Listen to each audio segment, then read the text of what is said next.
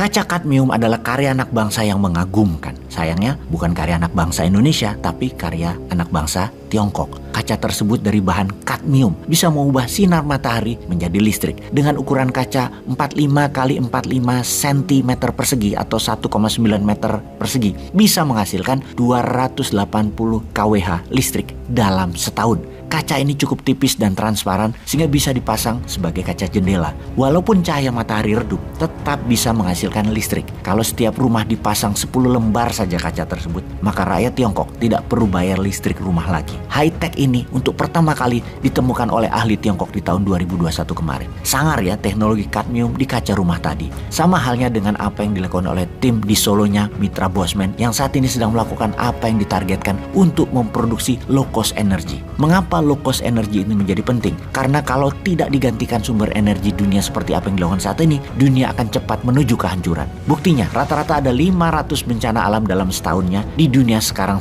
ini, mulai dari angin tornado, hujan berlebihan, banjir, tanah longsor, hingga gempa bumi, tsunami, termasuk virus mematikan. Secara statistik, 500 bencana alam tersebut dalam setahun di seluruh dunia trennya naik setiap tahunnya. Bahkan dalam 30 tahun terakhir, tertinggi dibandingkan 300 tahun sebelum ini yang tercatat dalam sejarah dunia. Penyebab masalah dunia adalah masalah penghasil karbon atau pembakar sumber daya alam, mulai dari minyak bumi, batu bara sebagai sumber energi dunia. Naiknya suhu dunia, naiknya permukaan air laut, banyaknya pergeseran kerak bumi, dan banyaknya letusan gunung vulkanik dan gerakan tektonik terbesar adalah kontribusi karena disedotnya minyak dan dieksplorasinya batu bara yang kemudian dibakar jadi energi. Selain kebakaran hutan untuk tanaman industri, semua pembakaran berbasis fosil oil adalah masalah dunia 150 tahun terakhir ini yang meningkat dengan tajam. Teori konspirasinya kemudian adalah overpopulasi kebanyakan penduduk, kemudian dilakukan depopulisasi pengurangan penduduk dengan diciptakan virus. Walau alam apa benar begitu, namun dunia bagi banyak pendapat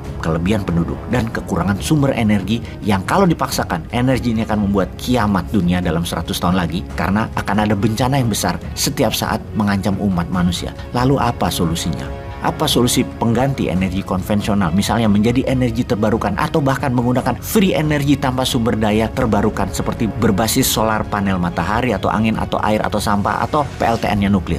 Bagaimana Indonesia harus bersikap? Kita tahu pengusaha papan atas batubara adalah bohir pejabat yang berkuasa setiap 5 tahunan dalam pilpres juga pilkada. Kepentingan mereka cuma satu, usaha mereka harus selalu dipakai. Walau ngerusak lingkungan, kan bisa ditutup pakai media bayaran dan bahasa rupiah. Di mana hasil dari dukungan bohir tadi adalah PLN harus tetap pakai batubara selamanya sampai 20 tahun ke depan ketika batubara mereka habis.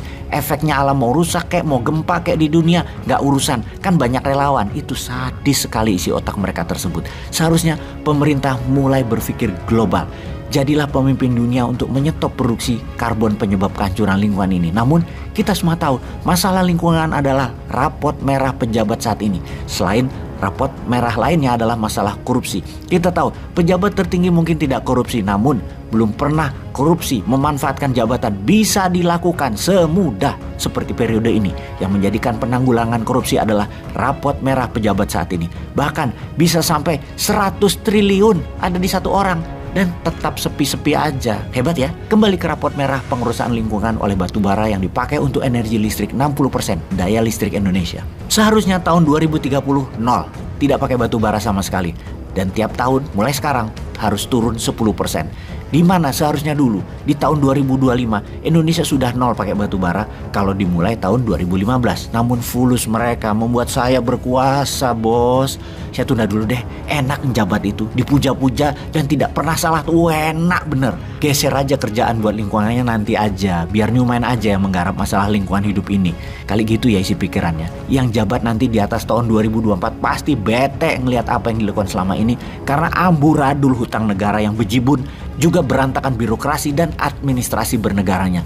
Belum lagi mental pejabat yang menulari orang yang di sekitarnya, yang KPI performan indikatornya tidak membuat Indonesia menjadi global player, bahkan menjadikan pejabatnya bukan pelayan masyarakat, malah pejabatnya minta dilayani masyarakat. Contoh kecil, jalan aja pakai forrider, nguing, so penting banget. Jadi bagaimana membuat usaha kita yang berbasis low cost energi ini bisa jalan ya? Kita ini bukan hanya fokus di power bank rumah, tapi sesungguhnya kita punya alat fast charging yang berpaten internasional.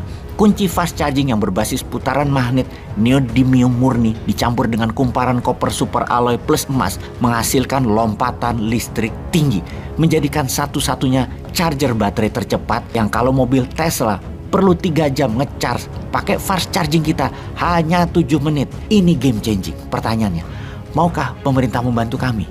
Ya dibantu, misalnya ya dibantu dipermudah izin deh, atau dipermudah pendanaan. Dengan printing money boleh kok, kan ada underlying produknya. Pesanan power bank rumah udah banyak. Kalau enggak, gua ke Elon Musk nih.